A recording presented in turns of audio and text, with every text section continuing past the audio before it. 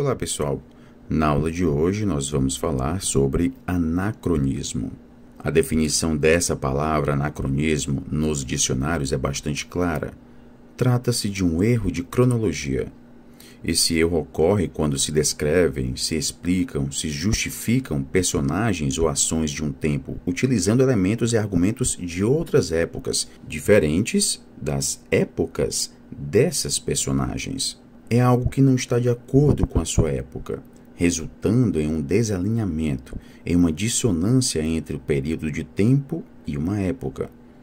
O anacronismo acontece quando se estabelece relação entre dois tempos. Identifica-se anacronismo quando se trata do uso de objetos da cultura material, como, por exemplo, a utilização de um telefone celular em uma cena na qual Dom Pedro entra em contato com Dom João para comunicar sobre a independência do Brasil, ou quando se refere a costumes, valores, como questionar por que as filhas dos senhores de engenho aceitavam casar com homens que não amavam ou sequer conheciam. Na pesquisa em história e na escrita da história, denominada historiografia, o anacronismo é apontado como o maior erro que um historiador ou historiadora pode cometer. Pesquisadores que se dedicam a compreender historicamente o conceito de anacronismo destacam a importância da tese de Lucien Febvre, que aponta o anacronismo como o pior dos pecados do historiador. Febvre discorre a respeito desse conceito, demonstrando como e por que determinadas análises realizadas por outros historiadores sobre o homem e a sociedade do século XVI apresentam anacronismos ao construir explicações para esse século XVI a partir de princípios da sociedade do século XX.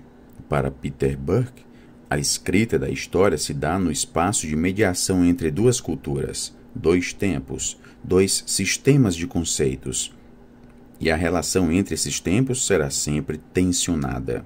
Paul Ricoeur destaca a dificuldade advinda da linguagem utilizada em diferentes tempos, que conferem diferentes significados para as mesmas palavras, atribuindo um sentido polissêmico a elas. Roger Chartier aponta para a necessidade de o historiador encontrar as especificidades das representações em outros tempos sem atrelá-las aos padrões do tempo presente. Quando o anacronismo não é facilmente perceptível, como no exemplo das mulheres do século XVII que casavam amando de seus pais, adentra-se em um campo dificultoso para o professor, pois remete às concepções, aos valores a partir dos quais os alunos, no presente, leem o mundo.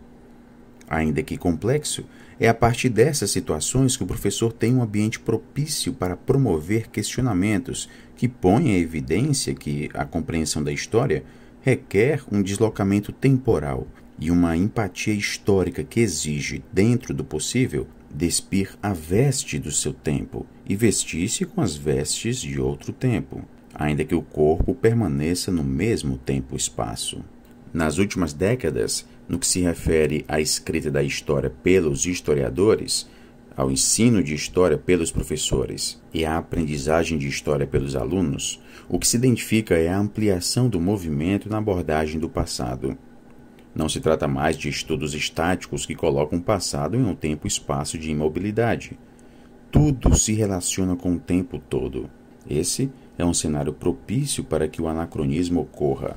Um erro gravíssimo na escrita da história, presença constante nas aulas de história, desafio posto para qualquer um que se propõe a pensar sobre o passado. O anacronismo pode ser compreendido como um fardo a ser carregado nessa viagem entre os tempos. E nós finalizamos aqui esta aula. Bons estudos a todos e até a próxima.